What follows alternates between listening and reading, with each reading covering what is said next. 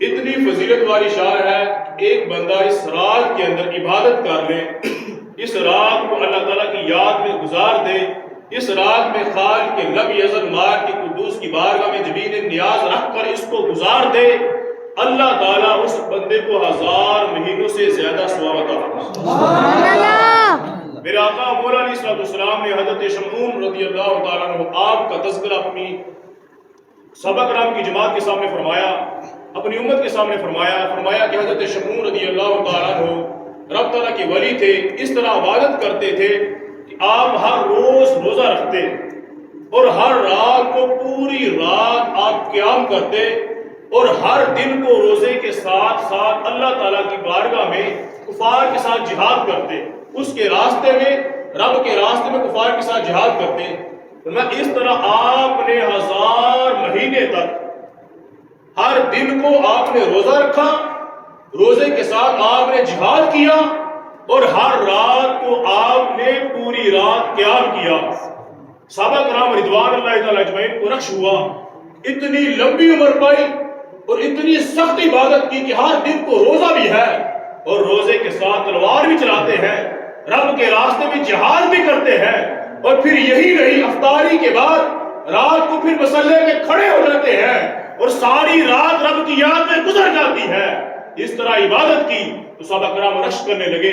میرے آقا مولا علیہ السلام ابھی تشریف فرما تھے، خالق لم یزل مال کی قدوس نے جبریل امین کو بھیجا اور فرمایا انا انزلنا فی لیلۃ القدر، پوری سورہ نازل فرمائی۔ فرمایا پیارے حبیب آپ کا امتی اگر ایک رات کے اندر عبادت کر لے گا تو میں اس کو بنی اسرائیل کے ولی حضرت شمعون رضی اللہ تعالیٰ عنہ سے بھی زیادہ ثواب عطا فرماؤں۔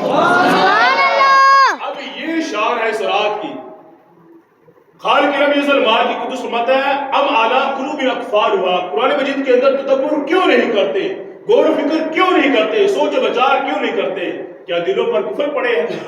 بعض دلوں کو تالے لگے۔ اس لحاظ سے میں آپ کے سامنے عرض کرنا چاہتا ہوں، میرے آقا مولا علیہ السلام نے فرمایا کہ اللہ تعالیٰ نے حضرت سیدنا موسیٰ کلیم اللہ علیہ السلام کو وحی فرمائی، میں میرے کلیم میں اپنے حبیب کو ایسا کلام دینے والا ہوں، ایسی کتاب دینے والا ہوں، فرمایا جس کی مثال اس برتن کی طرح ہے جو دودھ سے بھرا ہوا ہے، اور جو اس پر محنت کرے گا اس کو اپنے حصے کا تازہ مکھن ملے گا۔ فرمایا یہ ایسا دودھ ہے جو قیامت تک لسی کے اندر تبدیل نہیں ہوئی۔ اب یہ نہیں کہ ایک زمانہ اس دودھ سے مکھن حاصل کر لے تو دوسرے زمانے کے لیے لسی کی حیثیت ہو جائے، نہ فرمایا جو جتنی محنت کرے گا اس کو اتنا ہی تازہ مکھن ملتا جائے گا۔ فرمایا قیامت آ جائے گی لیکن یہ دودھ کبھی بھی لسی میں تبدیل نہیں ہوگا۔ آپ اس زمانے کے اندر دیکھ لیں 1400 سال گزر گئے لیکن آج بھی جو قرآن کو سینے سے لگاتا ہے، آج بھی قرآن مجید سے محبت کرتا ہے، آج بھی جو قرآن کا حافظ ہوتا ہے اس کو عزت کی نگاہ سے دیکھا جاتا ہے اور اس کے لیے یہ مقام ہے، اس کے لیے یہ مرتبہ ہے۔ میرے آقا مولا علیہ السلام کا یہ فرمان ذیشان بخاری شریف میں ہے، میرے آقا علیہ السلام کہ جب قیامت کا دن ہوگا میں لوگوں کی قبریں کھلیں گی، میں وہ بندہ جو قرآن مجید سے محبت کرتا ہوگا، وہ بندہ جو قرآن مجید کی تلاوت کرتا ہوگا، میں جب لوگوں کی قبریں کھلیں گی تو قرآن مجید اس بندے کے استقبال کے لیے اس کی قبر کے سامنے کھڑا ہے، سبحان اللہ، کر راجولی بندے کی شکل میں، انسان کی شکل میں۔ اب اس بندے کی قبر کھلے گی، وہ دیکھے گا ایک بندہ سامنے کھڑا ہے، اب قرآن مجید فرمائے گا مجھے جانتا ہے میں کون ہوں، ابھی وہ بولنا نہیں ہوگا، قرآن مجید خود فرمائے گا انا صاحبک، میں تیرا صاحب ہوں، میں وہ حدیث کے الفاظ ہیں، میں وہ ہوں جس کی تو تلاوت کرتا تھا جب لوگ نرم و ملائم بستر پہ نیند کے مزے لوٹ رہے تھے، جب لوگ خواب خرگوش تھے، اس وقت تو مصلی پہ کھڑا ہو کر میری تلاوت کر رہا تھا یا میری تلاوت سن رہا تھا۔ آج قیامت کا دن ہے، وہ دن یوم یفر المرء من اخیہ وامہ وابیہ وصاحبتہ وبنیہ لکل امرئ منہم یومئذ شأن یغنیہ، جس دن تیرا باپ تجھے چھوڑ جائے گا، جس دن تیری ماں تجھے چھوڑ جائے گی، جس دن تیری بیوی تجھے چھوڑ جائے گی، جس دن تیری اولاد تجھے چھوڑ جائے گی، اس وقت قرآن مجید جس وقت لوگ گوتے سینے کے اندر گوتے کھا رہے ہوں گے، سینے کے اندر ڈوب رہے ہوں گے، اس وقت قرآن مجید جو اس کی تلاوت کرتا ہوگا اس کو کہے گا بایاں ہاتھ کھول میں تجھے جنت دینا چاہتا ہوں، بایاں ہاتھ حکم دینا چاہتا ہوں وَيُدْيُ عَلَى رَأْسِهِ تَاجَ الْوَقَارَ، اور اس کے سر پر عزت کا تاج ہوگا. اس وقت اس بندے کے دائیں ہاتھ میں جنت ہوگی، بائیں ہاتھ میں حکومت ہوگی. وَيُدْيُ عَلَى رَأْسِهِ تَاجَ الْوَقَارَ، اور اس کے سر پر عزت کا وہ تاج ہوگا کہ سورج کی روشنی بھی اس کے سامنے کم ہوگی، چاند کی روشنی بھی اس کے سامنے کم ہوگی.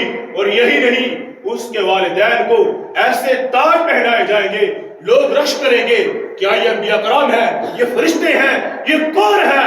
جواب ملے گا یہ حفاظ کے والدین ہیں، یہ ان لوگوں کے والدین ہیں جنہوں نے قرآن مجید کو یاد کیا تھا. اب دیکھیں خالق رب یزل مال کی قدس بار بار اس بات کا درس دیتا ہے کہ ام علی قلوب اقفالها افلا یتدبرون القرآن، وہ قرآن کے اندر تدبر کیوں نہیں کرتے؟ کیا بعض دلوں پر کفر لگے ہیں؟ میں ایک مثال آپ کے سامنے پیش کرنا چاہتا ہوں. خالق رب یزل مال کی قدس فرماتا ہے وَأَوْحَى رَبُّكَ إِلَى النَّحْلِ، تیرے رب نے شہد کی مکھی کو پیغام بھیجا أَنِ اتَّخِذِ مِنَ الْجِبَالِ بُيُوتًا، کہ تو نے ہر جگہ اپنا گھر نہیں بنانا، تو نے خاص جگہوں پر اپنے گھر بنانے ہیں. أَنِ اتَّخِذِ مِنَ الْجِبَالِ بُيُوتًا، پہاڑ میں، وَمِنَ الشَّجَرِ درخت پر، وَمِمَّا يَعْرِشُونَ اور ہر وہ چیز جس پر چھت بنی ہو. فرمایا کہ ایک تو پہاڑ پر اپنا گھر بنانا ہے، درخت پر یا درخت کی شاخ پر اپنا گھر بنانا ہے، اور ہر وہ چیز جس میں چھت بنی ہو. ثم کل من کل ثمرات، پھر تو نے گھر بنا کر بیٹھ نہیں جانا، بلکہ یہ کرنا کہ تو نے ہر پھل سے رس چوسنا ہے، تو نے ہر پھول پر بیٹھنا ہے، تو نے مالٹے پر ہی بیٹھنا ہے، امرود پر ہی بیٹھنا ہے، تو نے کھجور پر ہی بیٹھنا ہے، خربوزے پر ہی بیٹھنا ہے، ہر پھل پر بیٹھنا ہے. میرے رب نے حکم دیا ہے مکھی کو، پھر کیا کرنا ہے؟ اس وقت وہ ہر پھول پر بیٹھے گی، ہر پھل پر بیٹھے گی. یخرج من بطونها شراب مختلف الوان، پھر اللہ تعالیٰ اس مکھی کے پیٹ سے رنگ برنگ کے مشروب پیدا کرتا ہے، مختلف قسم کے مشروب پیدا کرتا ہے. شفاء للناس، جس میں لوگوں کے لیے شفا ہے. ان فی ذلک لآیات لقوم یتفکرون، بے شک اس کے اندر غور و فکر کرنے والوں کے لیے ضرور نشانی ہے. اب اس آیت کے اندر میرے رب نے بندوں کو غور و فکر کرنے کا حکم دیا، تدبر تفکر کا حکم دیا. یہاں پہ غور کریں. عام مکھی، حقیر سی مکھی، آج دیکھ لیں 1400 سال گزر گئے. آپ مکھی کا گھر دیکھیں گے، شہد کی مکھی کا آپ کو پہاڑ کے اندر ملے گا. شہد کی مکھی کا گھر دیکھیں گے تو درخت پر یا درخت کی شاخ پہ ملے گا، یا اس جگہ پر جہاں چھت بنی ہو. اس کے علاوہ آپ کو شہد کی مکھی کا گھر نہیں ملے گا. پھر وہ رب تعالیٰ کے راستوں پہ چلتی ہے، رب کے حکم پر عمل کرتی ہے، ہر پھول پر بیٹھتی ہے، ہر پھل سے رس چوستی ہے. اللہ تعالیٰ اس کو انعام کیا عطا فرماتا ہے کہ اس کے پیٹ سے لوگوں کے لیے لذیذ شہد پیدا ہوتا ہے. وہ مکھی جو رب کے حکم پر عمل کرے اس کے لیے اتنا بڑا انعام ہے. اگر بندہ اشرف المخلوقات ہو کے رب کے حکم پر عمل کرے تو اس کے لیے کتنا بڑا انعام ہوتا ہے. رب فرماتا ہے غور و فکر کرو قرآن مجید کے اندر، تدبر کرو، تفکر کرو. میرا رب دوسرے مقام پہ فرماتا ہے افلا ينظرون الى الابل كيف خلقت والى السماء كيف رفعت والى الجبال كيف نصبت والى الارض كيف سطحت. فرمایا کیا وہ اونٹ کو نہیں دیکھتے؟ اللہ تعالیٰ نے کیسے پیدا فرمایا ہے. کیا وہ آسمان کو نہیں دیکھتے؟ اللہ تعالیٰ نے بغیر ستون کے کھڑا کیا ہے. کیا وہ زمین کو نہیں دیکھتے؟ اللہ تعالیٰ نے کیسے اس کو بچا دیا ہے. ایک اور مقام پہ خالق رب یزل مال کی قدوس نے فرمایا اپنے آپ کو دیکھیں، اپنے وجود کو دیکھیں. اپنے وجود کو دیکھنا ایسے ہی ہے جیسے کائنات میں تدبر و تفکر کرنا. موضوع ہمارا یہ ہے کہ قرآن و تفکر کائنات. اب انسان اپنے جسم کو دیکھ لے، اپنے چہرے کو دیکھ لے. اب آنکھیں اللہ تعالیٰ نے چہرے کے اوپر لگائی، کان ان کو سائڈوں پہ لگایا. میرے رب اس کے اندر حکمت ہے. اگر آنکھیں سائڈوں پہ ہوں، آنکھیں سائڈوں پہ ہوتی تو پھر یہ دائیں بائیں دیکھتی، آنکھیں دائیں بائیں دیکھتی. اب اگر آنکھیں دائیں بائیں دیکھتی، سامنے دیکھتی نا، انسان تو 4 قدم بھی نہیں چل سکتا. انسان کسی چیز سے ٹکرا جاتا. اور کان یہ دائیں بائیں ہیں، آگے سے بھی آواز سن لیتے ہیں، پیچھے سے بھی آواز سن لیتے ہیں، کہیں سے آواز آئے کان سن لیتے ہیں. لیکن اگر آنکھیں کانوں کی جگہ ہوتی تو بندہ چل نہ سکتا، اس سے بندے کا گزارا نہ ہو سکتا تھا. لیکن کان وہاں لگائے جہاں پہ گزارا ہو سکتا ہے. اب کانوں کے لیے ضروری نہیں کہ جس کو سننا اس کے سامنے کان رکھے جائیں، ہاں آنکھوں کے لیے ضروری ہے کہ جس کو دیکھنا اس کے سامنے آنکھیں ہو۔ اب ہاتھ دیکھ لیں، اگر ہمارے اس ہاتھ کو گوشت لپٹا ہوتا، اس کے ساتھ ہم کسی چیز کو پکڑ نہ سکتے۔ اگر یہ گوشت کا لوٹڑا ہوتا، گوشت لپٹا ہوتا، تو اس کے ساتھ ہم کسی چیز کو پکڑ نہ سکتے۔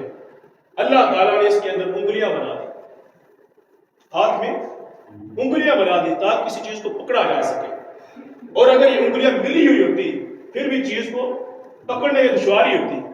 میرے رب نے ان کے درمیان فاصلہ رکھ دیا، اللہ تعالیٰ نے ان کے درمیان فاصلہ رکھ دیا تاکہ پکڑنے میں آسانی ہو۔ پھر اس کے بعد اگر یہ انگلیوں کے جوڑ نہ ہوتے، اگر یہ انگلیوں کے جوڑ نہ ہوتے، ہم کسی چیز کو اس طرح پکڑ نہ سکتے، انگلیاں سیدھی رہتی۔ اب یہ جوڑوں کی وجہ سے انگلیاں کسی چیز کے ساتھ چپٹ جاتی ہیں، لپٹ جاتی ہیں تاکہ پکڑنے میں آسانی ہو۔ پھر اگر آگے ناخن نہ ہوتا، انگلی کے آگے ناخن نہ ہوتے، تو پھر انگلی کی طاقت ختم ہو جاتی، اس کی پاور ختم ہو جاتی، چیز کو پکڑنے میں ناخن مدد دیتا ہے۔ اب تجربہ کریں، اگر ناخن پہ چوٹ لگی ہو یا ناخن نہ ہو تو بندے کے پکڑنا مشکل ہو جاتا ہے۔ اب ناخن انگلی کو طاقت دیتے ہیں پکڑنے میں۔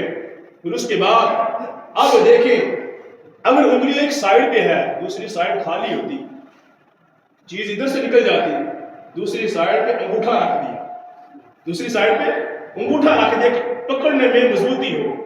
پھر اگر ہاتھ کے اندر لکیریں نہ ہوتی، ہاتھ کے اندر لکیریں نہ ہوتی تو چیز اچھلتی کودتی مچھلی کی طرح دور جا کے گرتی۔ میرے رب نے